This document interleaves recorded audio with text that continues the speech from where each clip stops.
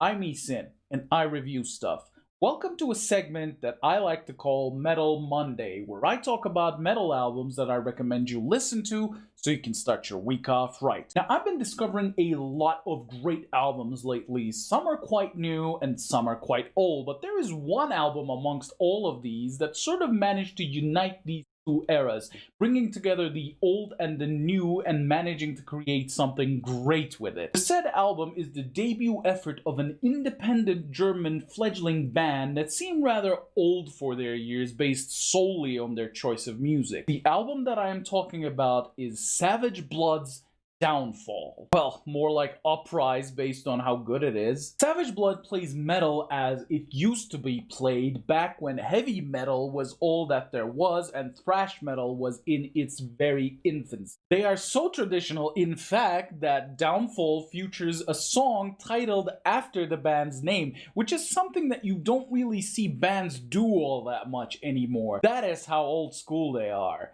But beyond appearances, the music that Savage Blood has put together I think can best be described as heavy metal mixed in with thrash, or rather, thrash metal cut with heavy metal. Now, this would be all cut and dry, and this band would end up in the meat and potatoes trad metal bin, if not for the amounts of power metal overtones and at times progressive metal undertones that the band's sound manages to incorporate into it. In terms of riffs, Downfall usually features a variant of thrash metal riffs in that they are cut in with heavy metal grooves. A lot of chugs, a lot of gallops, but also a lot of guitar harmonies, courtesy of the two guitar players that the band has. Now, when I say guitar harmonies, you shouldn't be expecting something akin to Iron Maiden, as Savage Blood never quite go there, but they do make great use of the two guitar players that they have, in that they don't waste them just playing the same thing at the same time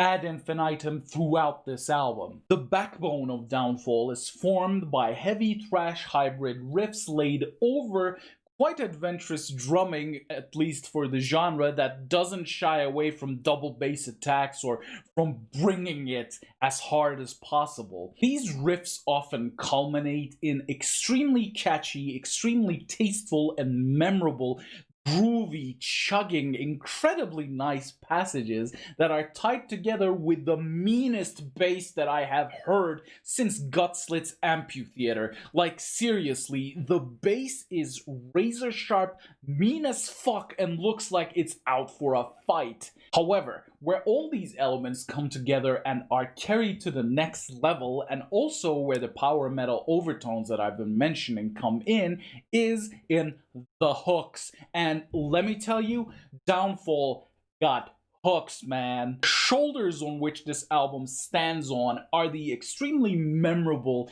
arena-style, sing-along, infectious hooks that are going to quite literally hook into your brain and stay there.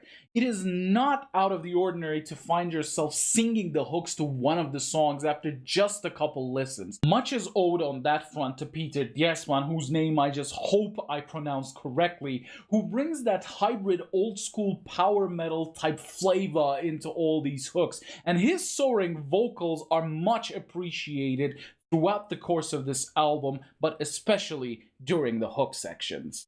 Savage Blood's greatest strength, however, I think, lies in the almost perfect balance that they managed to strike between being emotive and being hard as nails. Savage Blood's ability to be muscle-bound, burly thrashers and emotional, soft-spoken power metalers at the same time, at times even during the same passage, keeps the album dynamic and it keeps you guessing. As a result of this, Downfall ends up a very engaging album that sort of manages to incorporate both the more emotive aspects and the harder aspects almost perfectly into the songs. Take We Sweat Blood, for instance, mainly because that song is more or less the perfect microcosm to explain what I mean. For the most of it, We Sweat Blood features heavy and thrash metal hybrid riffs that carry just that little bit of crispy technical undertone that gives them a prog metal type feel. But where the band manages to strike the balance between muscles and emotion is during the chorus. The hook culminates in the band using gang shouts to defiantly and boldly proclaim that they indeed sweat blood, but the part that leads into it is a thrashier, faster, more high-octane passage that features vocal harmonies that give it a soft-spoken feel. In that regard, the band manages to provide you with both softer edges and sharper points, and all of this coming together in one glorious, defiant moment in which they sweat blood. It might sound cheesy when I describe it like this, but believe me, it is a very nice, very energizing moment. In keeping with the traditional elements that are embedded into their music, Savage Blood also bring environmentally and socially conscious lyrics to the table, which color their verses and the soaring, magnificent choruses that they bring without actually going into cheesy territory. Okay, with one exception. The exception that I'm talking about is the first part of Violent Attack's hook, in which the lyrics, "This is World War, stop this World War," kind of make it look like Dersman actually ran out of something to say and didn't know how to fill in that line, so he just filled it in with the simplest expression that he could think of within that moment.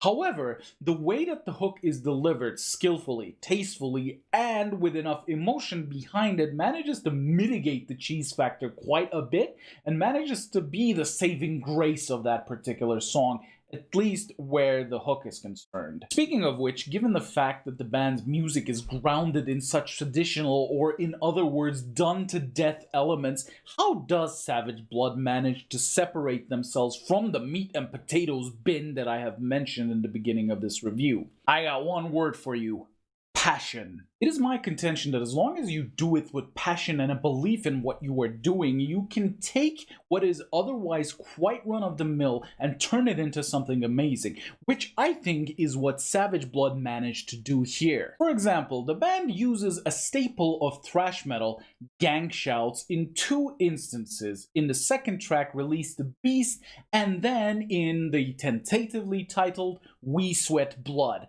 But when they do it, it doesn't feel like they are doing it out of obligation. It feels like they are doing it because they thought it would be best for the song that these gang shouts are in.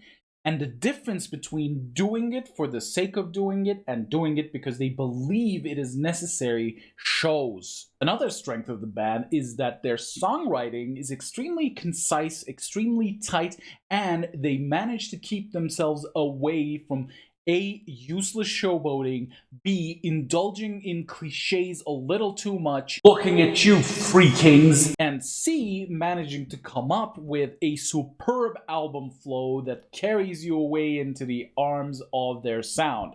You see, Downfall opens with the titular track, Downfall, which is basically a mid to upper mid-tempo, heavy thrash hybrid song that sort of introduces you to the sound that you will be hearing. Right after that, however, on the second track, Release the Beast, the band switches gears and start flexing their thrash muscles a little bit more, especially with the aforementioned gang shout chorus. But the real tour de force comes in the form of Savage Blood, the third track, which, interestingly enough, could have also served as the perfect closer to this album. The point of Savage Blood, however, is that the band uses this track to not only show you the great heights that they are capable of, they also show you where they will be carrying you to, which is right to the fucking top. From then on, the anti-war song Violent Attack, with his flanged vocals and the slightly cheesy but not so much lyrics,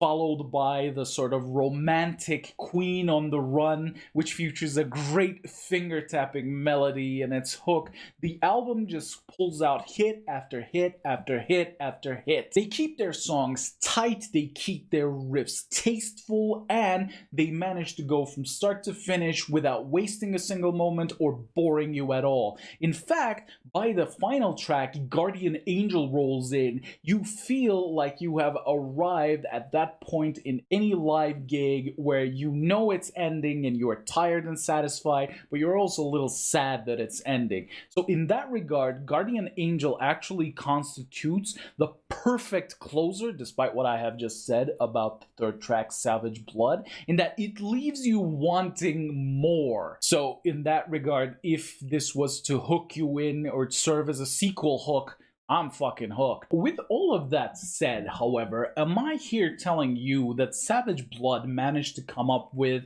a most original album, or even the most original take, or a most original take on heavy or thrash metal? No. In fact, if you were around or a metalhead during the heavy thrash explosion of the late 80s, you are probably going to find a lot of familiar elements in this here album. However, the songwriting is always tight, the riffs are always memorable and engaging, the hooks are always incredible, the leads are very nice, the production is fucking top notch. The production on Downfall is to die for. Mixing in a very dynamic mix with lots of breathing room where every instrument and element has its own space, with modern polish without sacrificing anything in the process. They managed to come up with a sound that I can perhaps only describe as blessed. And giving all these elements coming together in a near perfect storm, while Savage Blood will not be providing you with perhaps the most original experience, they will be letting you know through the sheer force of nature that they are with what they do, that they don't need to be completely original to blow you away. I mean, the band's sound not being original isn't even really a downside, because they're so comfortable in their skin and have so much conviction behind what they're doing that you barely even notice. Long story short, I absolutely do recommend this album. In fact, there's a Bandcamp link in the description, so why don't you click that, give that a listen, and then come back here and tell me what you thought about it. If you like my content, please like, comment, and subscribe. All of that is much appreciated. And until next time, hope you have a great week. It's Eason. It's out.